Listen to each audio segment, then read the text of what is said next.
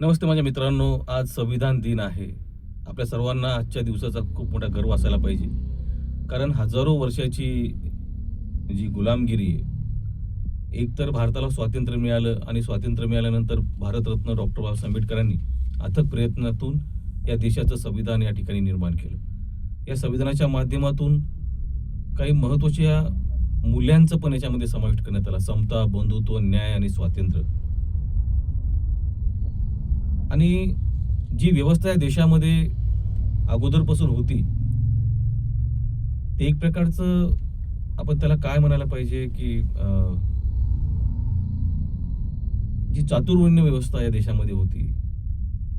तर त्यामध्ये एक वेगळं संविधान या माध्यमातून मनुस्मृतीच्या माध्यमातून लागू होतं. त्यामध्ये अनेकांना शिक्षणापासून वंचित ठेवण्याचं काम होतं. महिलांना अधिकार नव्हते. आदिवासी, दलित, ओबीसी यांनाही वंचित ठेवण्यात आलं होतं. मग या सर्व गोष्टींना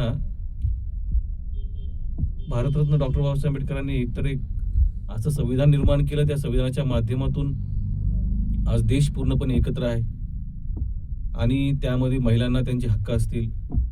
पुन्हा या देशामध्ये प्रत्येकांना वाटलं पाहिजे हा देश आपला आहे, हा देश माझा आहे आणि त्यासाठी त्याला जे काही मूलभूत त्याला मूल्य लागतील ते सर्व या संविधानामध्ये त्याला हक्क दिले. मतदानाचा अधिकार मतदानाचा अधिकार आपल्या देशामध्ये लगेच देण्यात आला या संविधानाच्या माध्यमातून. त्यामुळे आपलं संविधान सर्वात ग्रेट आहे. जगामध्ये अशा प्रकारचं संविधान आज तरी असं दिसत नाही. एवढं स्वातंत्र्य, एवढं बंधुत्व, सर्वांना समान अधिकार, न्याय आणि सर्व गोष्टींचा समावेश या संविधानामध्ये आहे. त्यामुळे आपल्या सर्वांना आजच्या या दिवसाचं म्हणजे आपल्याला सगळ्यांना अभिमान वाटला पाहिजे.